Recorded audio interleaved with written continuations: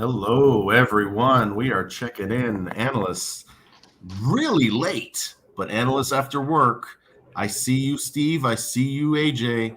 Not encroaching on your time, but I'm encroaching on your time. And you know what? That's a shame. Welcome to Analysts After Work. I am pleased, beyond pleased, to welcome the amazing, the always entertaining Fabricio Laguna. Welcome, my friend. Oh, it's a pleasure to be here, Vince. Thank you very much for the invitation. I'm very honored. Thank you. And so we're doing a little bit of an experiment here. So it's a funny episode. This is going to be one of my first ones where we're going to focus on a particular topic, because I know this has come up in previous shows where people are like, no, you need a topic so that you have a bit of a scope and you can have a conversation, as opposed to making it just freewheeling and let's have some fun, right? Okay. So we're gonna talk about AI today, but before we do that, you know where we start. Yes. What is our beverage of choice today, Fabricio? All right. I knew you would ask for that, so I prepared myself. Excellent. And I brought a drink that was made by my wife. It's a limoncello.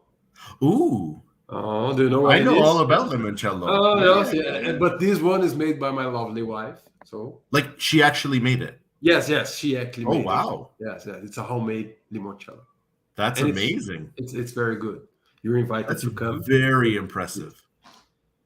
And what are you drinking? So I'm as you can see, I'm not at home. I'm traveling.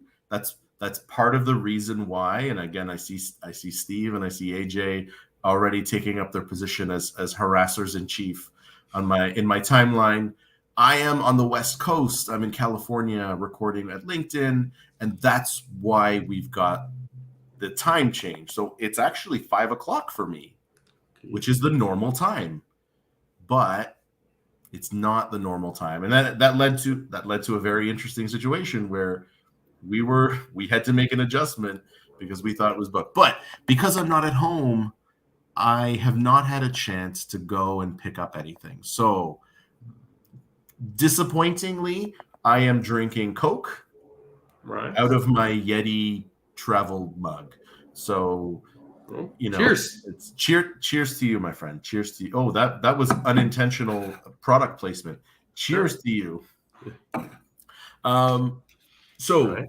So we're gonna talk AI. But I heard that you had some interesting drink there in the East Coast. I heard this morning, and I would like to know more about that.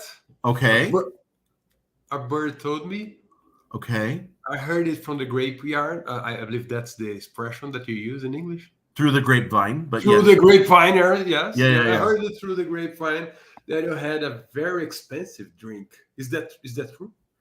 I mean, we don't need to talk about that.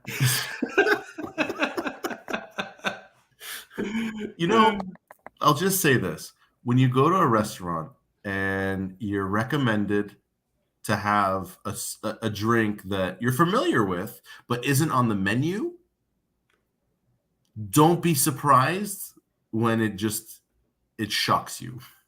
So yes, I had a very expensive beverage yesterday.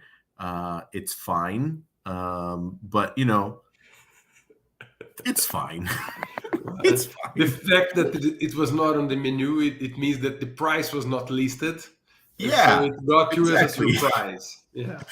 Yeah. So I mean, obviously, I know who told you, because there was only one other person there. So thank you, Angela. That's awesome. But I will say it was a lovely Blanton's, which I know AJ will co-sign. And I have 2 bottles. It just was more surprising that the drink that I had cost more than a bottle that I bought. But I digress. It's all good. That's why it was not on the menu. Because if it was, you would see the price and you would not buy it. Yeah, I would have gotten like something, more in the $15 range. But it's already expensive from my perspective here. 50. Oh, I know. Whenever I travel, it's amazing. So whenever we go to like Spain or Italy or Europe, it still blows my mind that Coke is more expensive than wine and beer, right? Because In at home, Europe, it is, yes. in Not Europe, in right? Brazil. Not in Brazil. In Okay, Brazil, it would not be. Wine is not so cheap, but right. in average, everything is cheaper.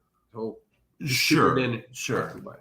But when you get wine, and I know we said we were going to talk about about AI, but like, whatever.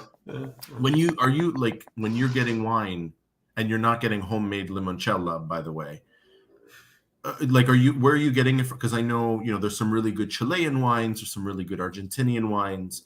Where do you get your wine from? Well, I'm not a very drinking person, as you know. Okay, So my wife usually buys wine from Argentina, Chile, okay, Portugal, Spain, a lot of different places. okay, So probably like you do, okay. the Yeah, same. okay. We get a lot of Spanish wines. We get there was a Argentinian one that I really liked. I forget the name.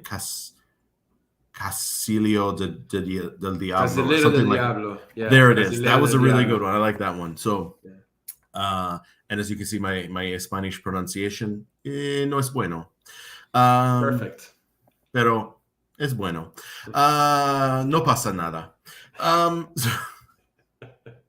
Which was the phrase that I picked up the last time I was in Spain. No pasa nada. It's almost like Hakuna Matata. For those that are watching and have no idea what no pasa nada means, it's the Spanish version of Hakuna Matata. It's like, yeah, whatever, no problem. Like, no pasa nada. Um, well, this has taken a turn, my friend. It's all good. We could do that. We could do this for an hour, but here we go. And just to see who's checking in, we still have Steve and AJ harassing us because we're in their time slot. I see Amy, I see Brienne. Hey guys, how's it going? Welcome, welcome, welcome. I know we had a bit of a snafu. I think we should be up and running on LinkedIn now, but if not, you can always check us out on YouTube. Fabricio, you and I have had, I think, some of the best conversations that I have had on the topic of on the burning topic of AI. And it's amazing the stuff that you've been putting out, the video that you put out of like the AI interaction, the keynote that you did at BBC about talking with ChatGPT.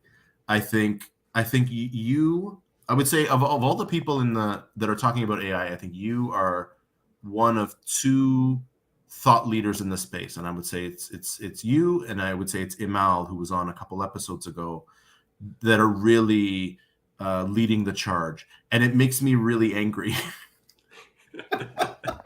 because I am doing research in AI right now, and because of that, I'm like, I need to guard my research. I need to maintain independence. I can't put it out there. So I'm like resentful. Not really, but like he's like, oh, these guys get to talk about this, and I want to talk about this, and I can't. But I would say, so I'm coming. What I'm saying is, I'm coming for you. I'm coming for you in the AI space. But I would say a lot of my own research has also been informed by our conversations. So how did you identify that AI is going to play the role that I think we both think it's going to play? And you seem to be really, really focused on it right now. What's so fascinating to you about AI? All right. At first, the fact that we're posting stuff, we're creating articles and posting it very fast, and we can do it because there's no restrictions between us, keep us on the conversation, so we get feedback and we can learn from that. And I would say that my vision on AI have changed over the last few weeks, and Oh, it's always changing and evolving. So what I presented at BBC is probably not what I would present if it was this week, because it evolved. Even the video that I created after some after those conferences in May, when I was in Las Vegas, I was with you in Canada, I was Yeah. at Belgium, at the Netherlands, and we had a lot of conversations about AI. Mhm. So that could make my vision become more sophisticated, let's say, like this Okay. way. And so it's still evolving. It's still evolving. What I would say that I think is the most amazing thing about AI is not the answers that AI bring to us, is the ability that AI has to understand what we say. So Mm. when I prompt ChatGPT or Bard, and now we have Bard in Brazil starting today. Today was the first I day. think Canada got it too, but I'm not Yeah, there. But I heard, because I only use it when I'm in the States. So yeah. I heard Canada got it today. So I don't know if that's true. I can't test it, but I'm And we got it in Brazil in Portuguese. So I'm already using oh, Bard in Portuguese, cool. which is very nice. But coming back to the amazing thing that I think about this kind of technology, and let's call those kind of artificial intelligence the language models, that Hmm. I can just chat with it, writing in my natural language, and it understands me. So let's take, for example, an engineer that wants to build a house, and they have to learn how to use those very complex systems of CAD systems that create Hmm. buildings in 3 dimensions. And it's hard to learn. You have to study a lot, not just engineering, you have to study also How how to to use use the that tool? system. Yes, Right. you have to understand the interface, and the interface Right. is complex. Imagine that a good engineer could just chat with the system, and the system could understand and come back with responses very easily. They Hmm. still have to be an engineer. I could not build a house just talking with a Sure. computer because I don't know how to build it. Right. Let's take another example that may be even more clear for people. Imagine that I have an AI that could look for the history of a patient in a hospital, or Hmm. a medical history, and had all the information about these patients, and could Hmm. cross those informations with information of other patients, with his parents' historical Mm. medical studies, and everything, to make predictions and to make analysis. I still need a doctor to talk with this computer Sure. and understand. I would not know how to use this system, even if it spoke Portuguese or English or natural language, because I don't have the medical language. Right. So, giving an interface for a system that's natural language make those professionals work. I'm working as a business analyst, but in that video that you mentioned, I am a business analyst interacting with an AI and chatting Right. in natural language, and that makes everything so fast, so Hmm. easily. But I must know what to ask for the artificial intelligence. I must know Correct. the language of business. As a Correct. doctor, should know the language of healthy. And so, but what surprises me at this moment, is the ability to understand what people are saying. I am still waiting for those next generation where this interface will be available in medical systems, or in the engineering systems, or in requirements management systems. So Right. this second, I'm calling it second generation of tools of artificial intelligence, where Hmm. everything that I access may have this interface. So what Hmm. ChatGPT represents for me as the most impressive stuff is a change in the interface. The Hmm. next step is still to come, but I believe it's going to be fast. Yeah, agreed. And so I think the barrier right now to what you just described is, the concept of data interoperability, like being able to extract from multiple systems, draw conclusions, make predictions, also requires that you have flexible, scalable, interoperable data, so that I can take information that, might have, you know something as simple as date, like date of birth, Right. month, day, year. Well, some countries use day, month, year. Some other countries might use year, month, day. Like, and being able to feed all of that in, and for the system, for the AI to recognize, oh, these are all dates. Oh, if I rearrange these are all birth dates of birth. Like, and this is not a new issue. oh This no, issue no, that not at you're all. mentioning is the issue that we had before AI. So we are talking about enterprise systems or enterprise resource management, ERP, and Yeah, softwares that could organize an organization and brings like a customer relationship management, that I could have all my customer information in one place. AI is not bringing that need. It's just a no. powerful thing that could use it. And so to make AI so powerful, we need to cross the line. And that, I think, is going to be the one of the big barriers to adoption, at least in the short term, because that is hard to do. To actually map data, connect data, but ultimately it's work that has to be done. I just worry that it's going to scare off a lot of organizations. But I will say, if they don't do, like, you can't just stick your head in the sand and say, we're not going to do it. We don't need AI. Because I think as a tool, it really is going to be a differentiator, a massive value proposition, if you've got the data that can support it. And I think that's a big piece of it. Without the data, the conclusions that it draws, the inferences, the what it gives back to you is going to be flawed.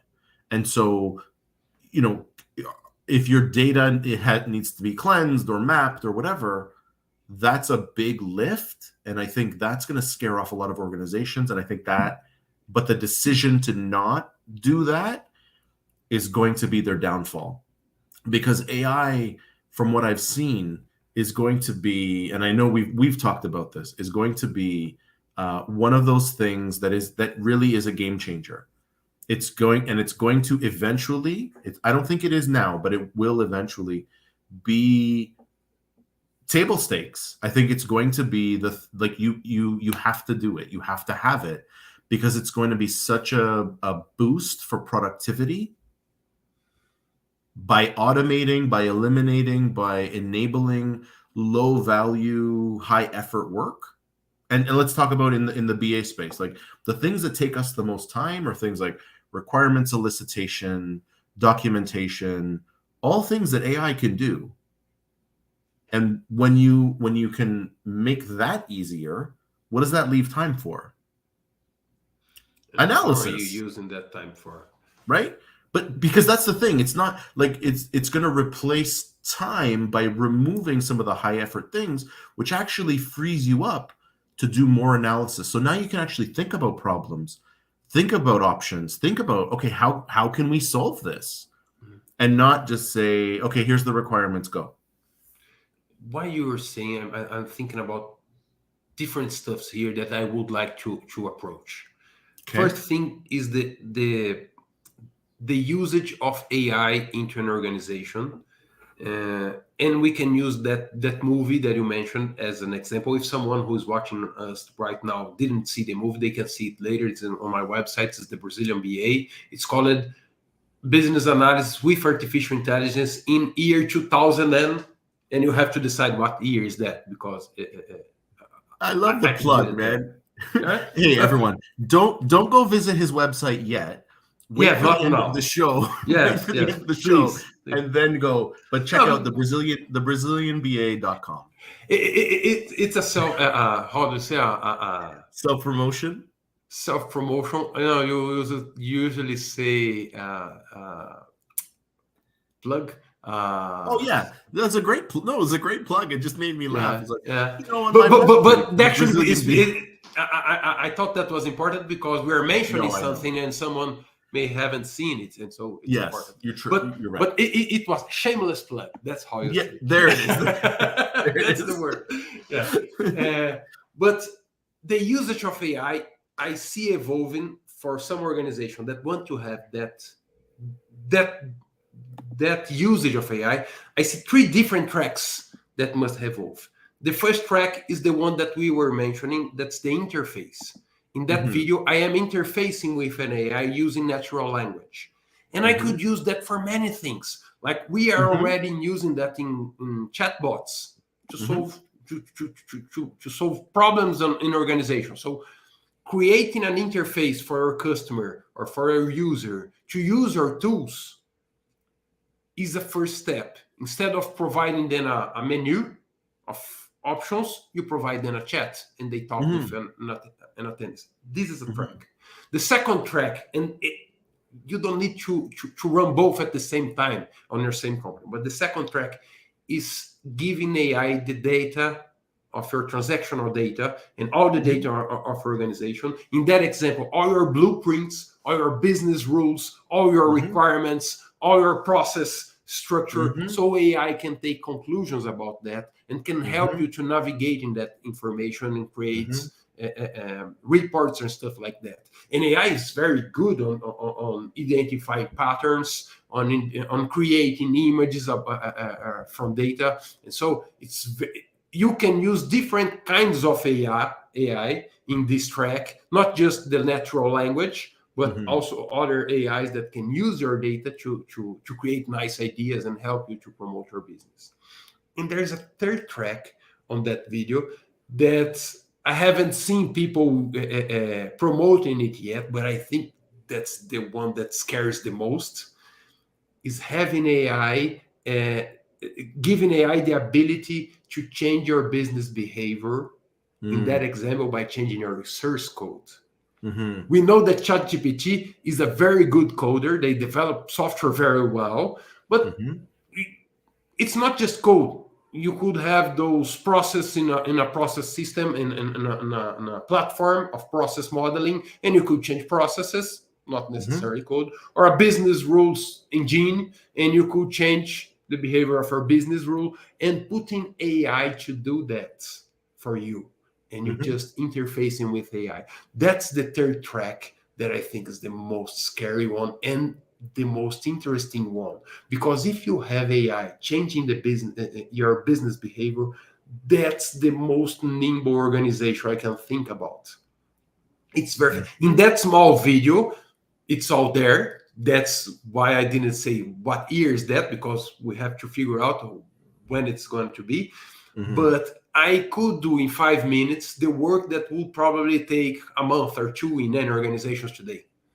And I just chatted with AI and changed the business behavior, made a test, got conclusions about it, and changed it again. And it was so easy. Right. I liked how I did. So I noticed how you laid that out, and it was at the end of the video, and it was, let's run an A/B test. When we get to 100 transactions, let me know, give me the conclusions. So tell me the percentages and the probabilities. Like that made a lot of sense. I found a stat, and it's in my research. So I'm sort of paraphrasing here, but like 60% of employees today, when surveyed, agree that AI can probably do a better job than a human. But 60%. About 60%. And I want to say it's a McKinsey or a Boston Consulting Group report. It'll be in my research when it's published, soon. But you should check that out. All the work that I do at Infotech. See, shameless plug. Yeah. Perfect. But they agree that AI does a better job, but they don't want AI making decisions for them. But it's like, okay, well, how do you reconcile that then? Like, it does a better job, but you don't want it. And so I think what you described in your video, and again, if people do have the video, post it here and I'll share it. I'll also say, for those that are checking in, Bria and Steve, I see you. I saw Judy earlier. If you've got questions for Fabricio, and I'll probably weigh in as well, like, please put them in the chat and we'll bring them up and we'll answer your questions. But I think what you described really is the future. And I don't think it's the distant future. I think my prediction was that's about 2030, maybe 2033. So I would say in the next, 7 to 10 years, what you're describing happens. the potential barrier is people and just human resistance to that change and not allowing it to happen. Because I think right now, leaders are by far, and again, I have these stats, but I don't have my research in front of me offhand. But something like, about 65% of leaders are like extra excited about AI because they see it as a strategic advantage in achieving their objectives. A strategic advantage to achieving objectives, but the thing that they don't realize, I don't think, and the reason why frontline staff are only about 25% excited about AI is because as a strategic objective, they don't see the work that goes into it. They recognize the ability for AI to be a boost to productivity. What they don't see is that work that goes into training and teaching the language model. They don't see that work. And so that's going to be the barrier because people will slow play it and say, I don't want to put this thing in. I think I see another reason for people to avoiding AI, Sure. and that's the second approach that the second thing that I would like to approach with you today. At the end of that video, when I do a lot of work in 5 minutes, I leave to play my tennis game. Yes. Yes. And that's the point. If I can do a lot of work in a small time, if I can enhance productivity very much in an organization, why am I doing that? Am I doing that for the benefit of the shareholder and they are going to fire a lot of people and they can get more money? Or am I doing that for the benefit of the humankind? And so we are going to have more time to play games, to play tennis, to stay with our family, and we will work less. Are we able to share this There it is. productivity that we are able to have with AI, or are we just greed and looking for better, I don't know, profits? There it is, my friend. So my background is in political sciences. I've studied organizational behavior. The whole point to technology and robotics and all the innovation that we've had since the Industrial Revolution, all of it was so that with the intent of, okay, if we do this thing, it's going to make my life easier. I can now get 6 hours, I can get 8 hours of work done in 6 hours. That means you get an extra 2 hours of leisure. That was the intent. But that's not what happened, right? And so the owners of the organization said, why am I then going to pay you for 8 hours? Why am I like, so it's a bit of a give and take. You get the productivity boost, but then you're also forcing people to take on more work. And so it becomes we're getting very philosophical and like political. No, here, but that's the real question. Oh, I know. It becomes a never-ending cycle of I'm okay now that you can do your 8 hours of work in 2 hours. I'm going to fill up the other 6 hours with other work, and I'm going to make you work harder. And so you actually lose the benefit because what you rightly pointed out at the end of that video with, okay, I'm done. I've done my 5 minutes of work today. Now I'm going to go enjoy tennis with my family. That's not going to be the reality. I'm not sure. And you think so? No. What I think is the future is not written. We are not predicting the future. And I told that in a post in my video. I'm not predicting the future. I'm designing it. So as business analysts, we are responsible for designing the future. We must define the strategy of the organizations. We must make that strategy clear, and we must bring these discussions up to the table. At some point you said, oh, if AI is making all the hard work of business analysis, all the elicitation and documentation, I can use the rest of the time for more analysis. You're right. Should Mhm. I? Or should I use the rest of my time for my own stuff or for other stuff? I don't know, to make the Yeah. society better. So we have to design, and there's a very big discussion because Yeah. our society is very connected to profitability. That's the Yes. main value for our organizations, Yes. and I believe that's time for discussing that.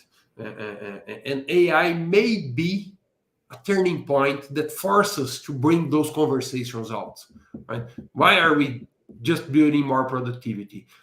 It may be the time for those discussions, and we are responsible for that. We have to design this future. So I'm going to say something that I've never said publicly.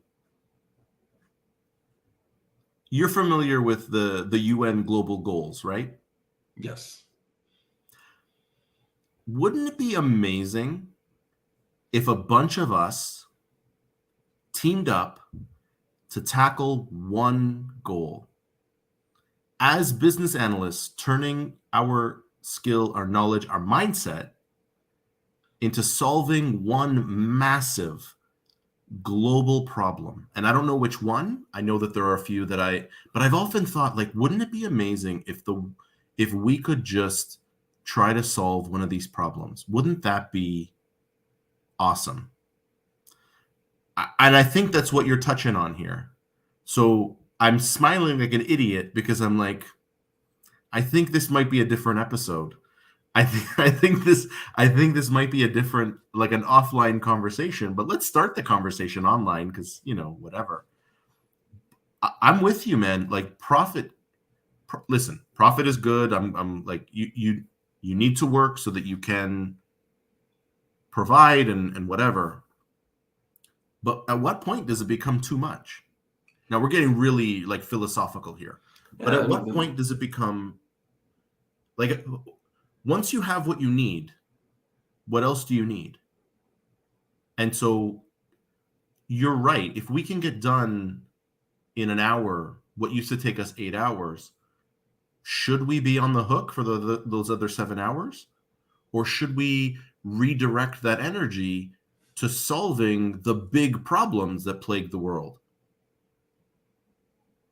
And that's sort of, it's a question, but it's mostly rhetorical because, but that's the kind of stuff that I find I think about a lot is like, wouldn't it be awesome if we could just redirect our energy to solving the big challenges that are facing the world? or at least being aware of those challenges and putting our Yeah. minds always connected to that, having conscious about those challenges, about sustainability, about Yes. what's the impact of every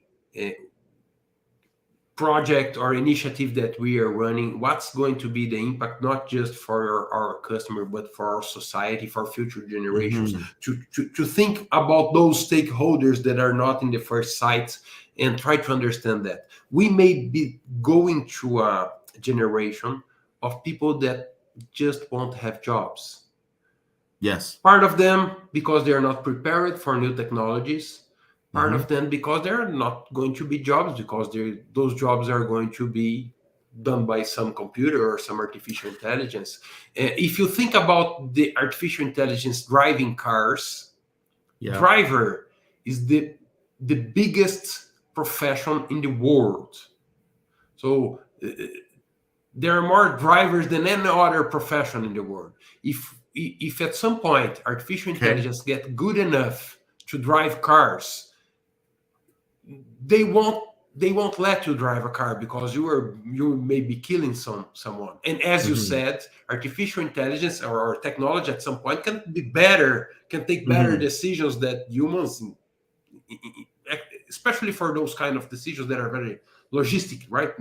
There's not emotional. You just have to drive and follow the rules and Mhm. stuff like that. Mhm. So people will be killing people more than machines at some point. And when it happens, what are we going to do with massive number of people that have no other profession? Yeah, but I mean, again, that's been true throughout. Every time there's a significant leap in technology, and people say, "But what about the jobs that like?" You think about and I'm sure these jobs still exist, but just not in the same capacity. Like people made barrels, people made feathers into pens. Like people had ink for like we used to a buddy my buddy Mike often talks about, when we talk about innovation and improvement, why should we improve? Well, we used to write with feather and ink, maybe we should go back to that. Like every time there's the question and the concern of jobs, but the problem or the opportunity I see is, well, AI will create new jobs. So yes, we are losing some jobs, but they're being replaced with other jobs. I think what we're talking about here, though, is much broader than just the job loss and the job gain, but it's actually how should we be using our time, and that to me is a much And how bigger should question. we be sharing the enhancing productivity that this new technology can bring? Right, right. I did see there's some questions, so maybe because I think this is not us, but yeah. I must ask sorry for people who are putting stuff on the chat. I see that there's a lot of stuff, but I really can't read the chat and talk at the same time. So you have to help me on those, Vince. Yeah, yeah. I can't do that, even Okay. when you put right there. I will do my best. So, Fabricio, you mentioned step 2 being providing AI with all business information. However, to keep from having proprietary business, I like this question. Open to others in AI in the public. Can you share which platform you are using or recommend for security? And to my knowledge, this doesn't exist just yet.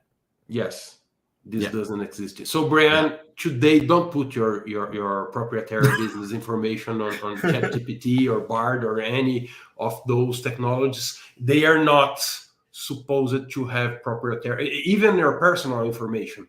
Yeah. Be careful about sharing those information. I see that those kind of tools where you can use your organization or your company information, put it there and put AI to work on it, will soon be available. I don't see it available yet. Mm-hmm. So Yeah. I'm trying to I clearly can see that tools developers are going to provide this kind of tool soon, but I'm Yeah. not seeing it yet. I know a number of companies that are working on their own enterprise GPT. They're basically trying to wall it off. Mm-hmm. The challenge then is you lose the benefit of the shared community knowledge. So Mm-hmm. you make something that's good for you, and that's cool. It almost becomes like an internal chat bot, and just but you recognize that it's only going to learn from you.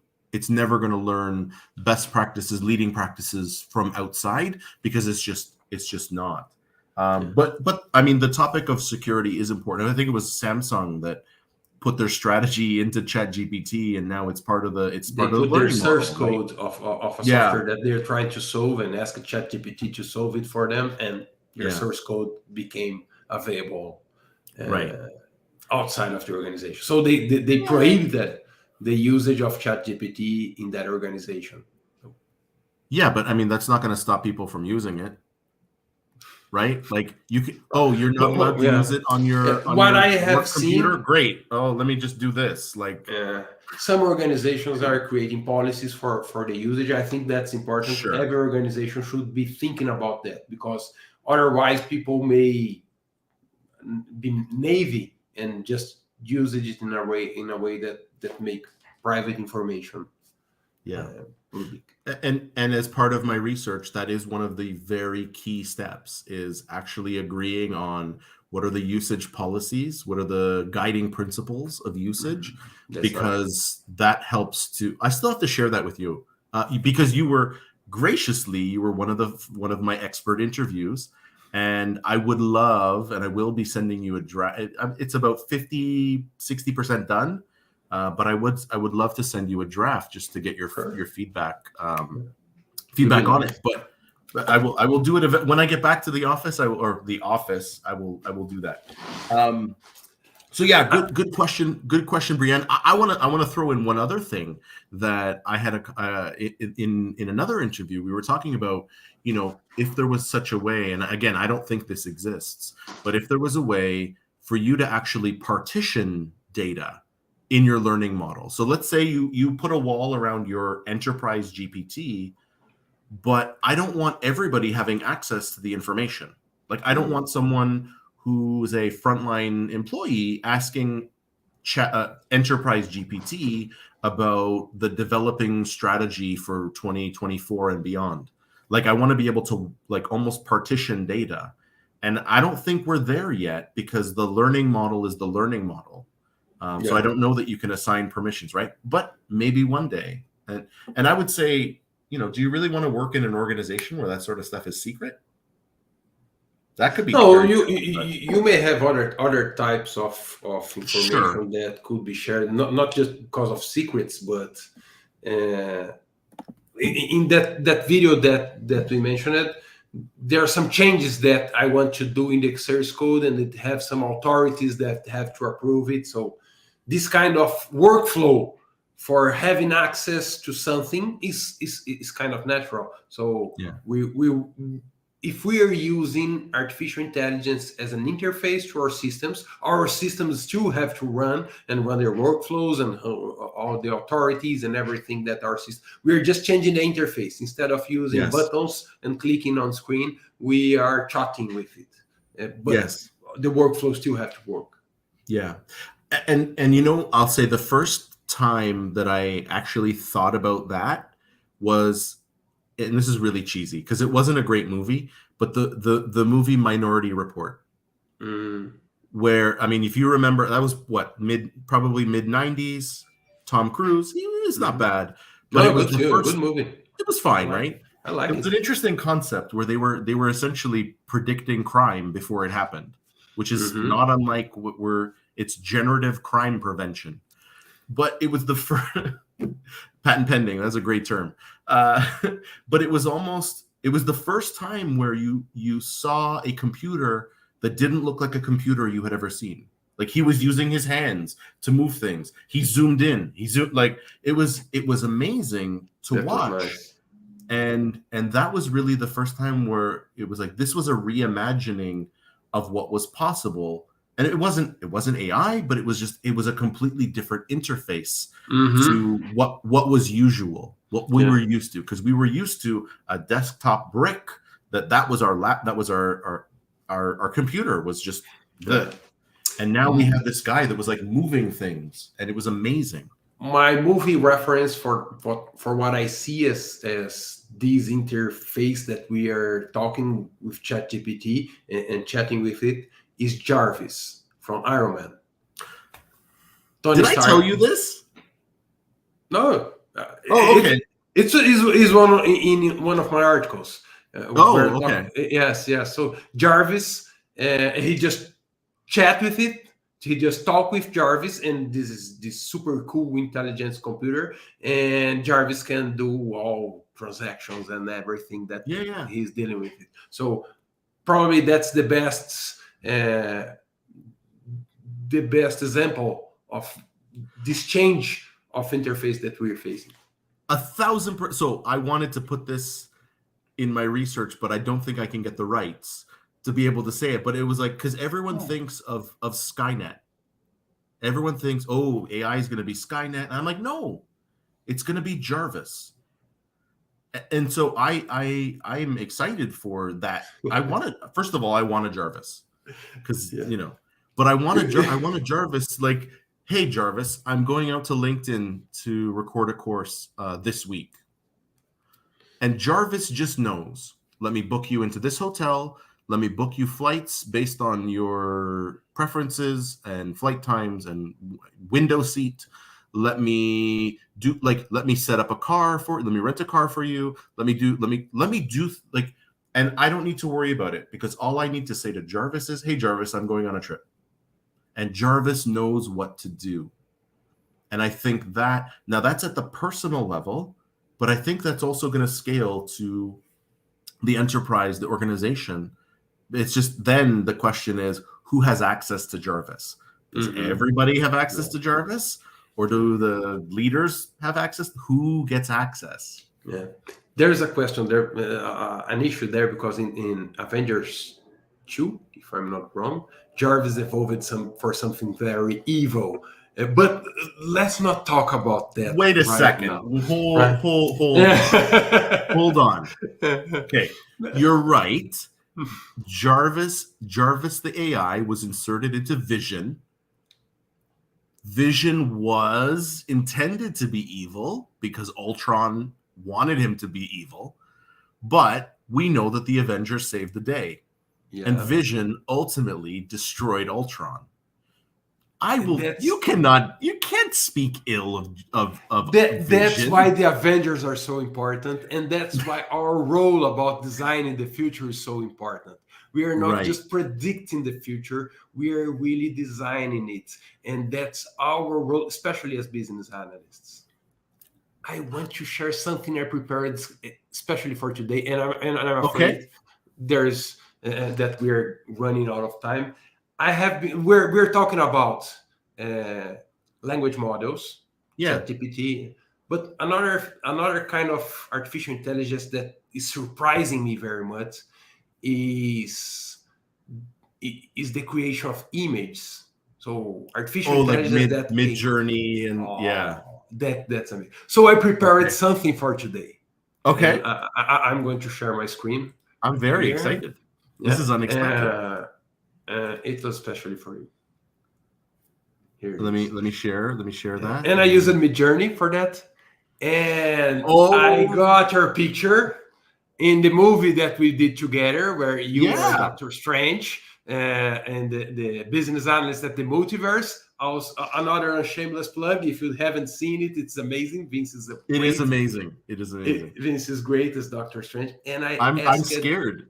I asked Mid-Journey to blend those two images and create a Vince Doctor Strange. Are you prepared for that? Right? I'm not sure. That's he looks like Vince, an angry football fan. I look like Harry Potter. I don't know. Do you have a cousin that looks like Harry Potter? This is Doctor Strange Mirabelli. That's amazing. It looks like a real person. It does. Impressive. It does. Yeah. It doesn't look like you or even Doctor Strange, but it's something in the middle. No, this is awesome. Did you do one for you, or are you just making fun of me? I did another one. Okay. Just another one.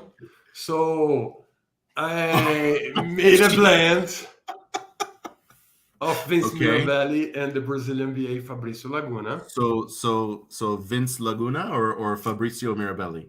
They both something like that. Yeah, and they probably give you always 4 choices. You can have 4 different names for those, right? So how did those connections made? So blend it, and that's it. Oh yes, I mean clearly. I would say that the real ones are better, don't you think? I mean, I don't know. These are some good-looking guys, so it's funny that the image blending thing. Like, I remember when I was first dating my wife, before she was my wife, we went and did one of those, like, what would your kid look like? And the kid, took features from us, but for whatever reason, the compiler took this. And so I had kids. I had a 3-year-old, a picture of this 3-year-old kid with a soul patch.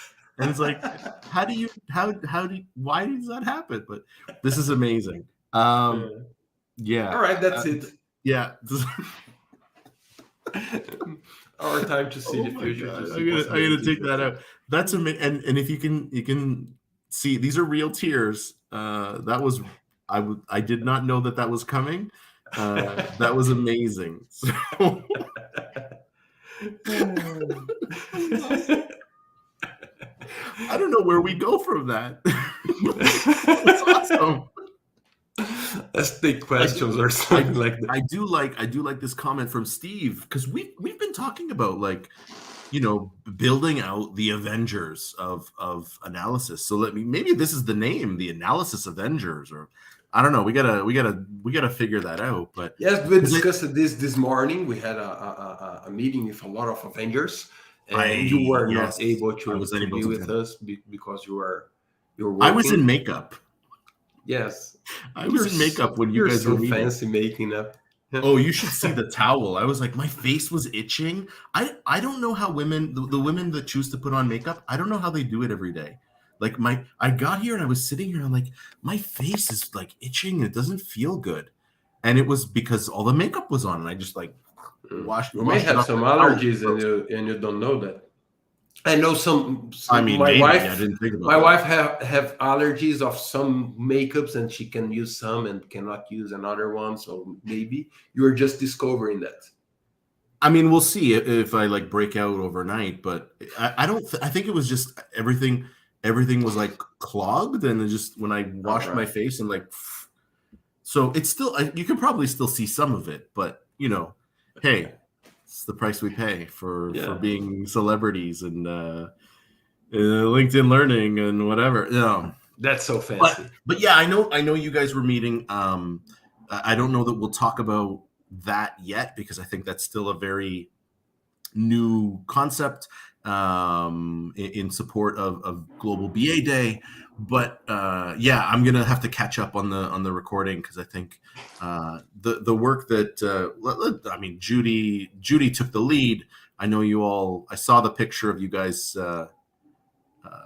meeting, and I did want to see if I could join, but it wasn't good timing. So if I was at home, there was perfect timing, but it just if someone who's watching us doesn't know and is wondering what is this about, we are a big community of people that are trying to promote the business analysis, and we are organizing something together. What is really nice, and we are considering ourselves very humbly as the Avengers.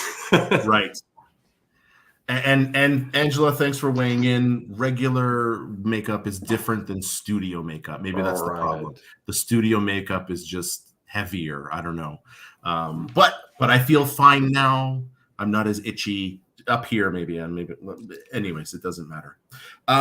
So other than Brianne's question, nobody had questions for us. But I think we've touched on some very interesting things here, and I'm curious, where do we go? Like, how do we get to the future that you described in your video? How do we get there? What do you think are the immediate steps that we need to take to get there?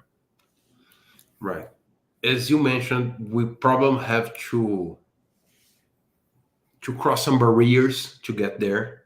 One barrier is the willing to get there, is to get buy-in of people, to deal with fears, to deal with small powers, people who are afraid of losing their power.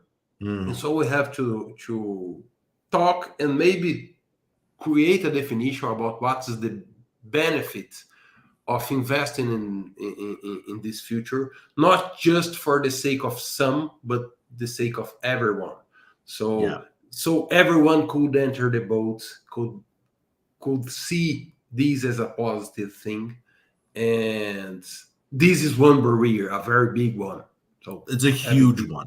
It's a huge one. I think it's the biggest. I think it's the biggest barrier to the vision that you've put forward, and I know that we've talked about. Like, to me, that's the biggest one. But sorry.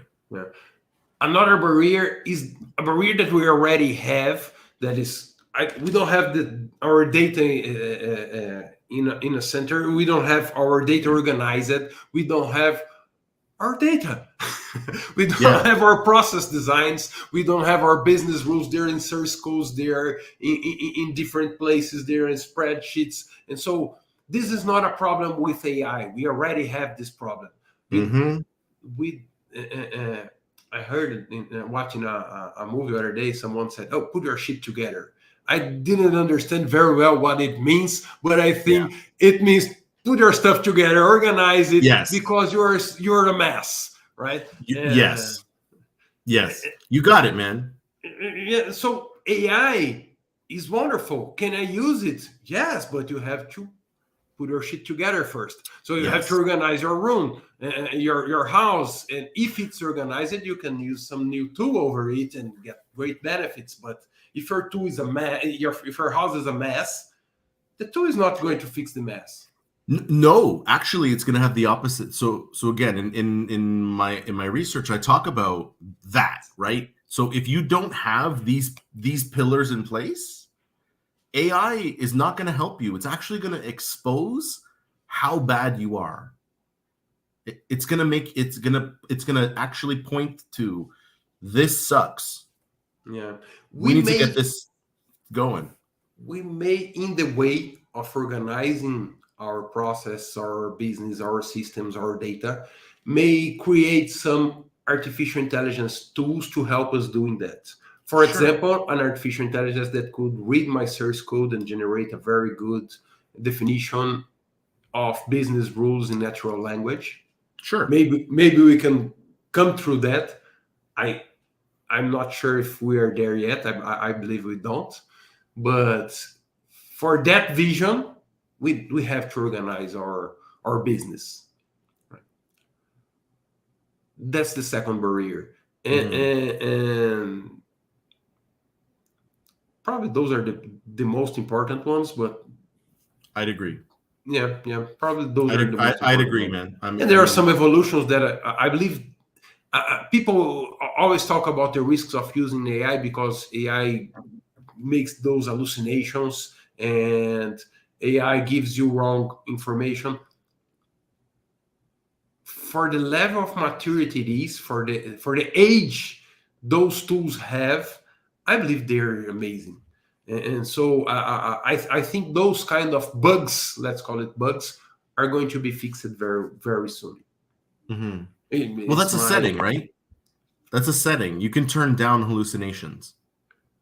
It's I I don't know believe how. it's a setting. I All believe right. it's a setting that you can say, Mm, "Don't give me any hallucinations." mm, And for those that are watching that I've never heard this term before, a hallucination is what the generative AI does when it doesn't have an answer, it makes one up based mm. on data and information.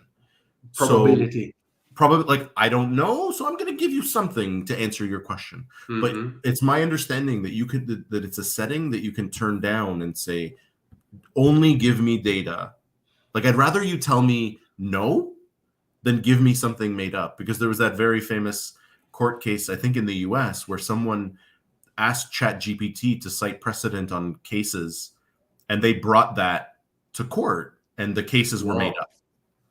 And so they ended up being fined by their bar association, whatever. But like you can ask it, you can say, don't give me any hallucinations. Just give me information based on what you know and Right. what is factual. So it's my understanding that you can turn that setting down.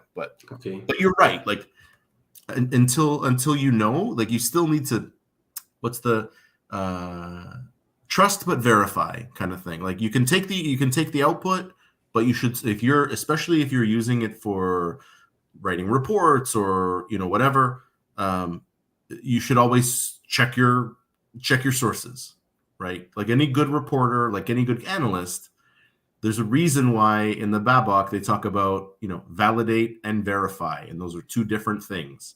So Hmm. we need to validate and verify anything that AI is giving us for now. As you should for any information, not just given for AI, but from any source. Correct. Correct. Correct. Yeah. All right, Fabricio.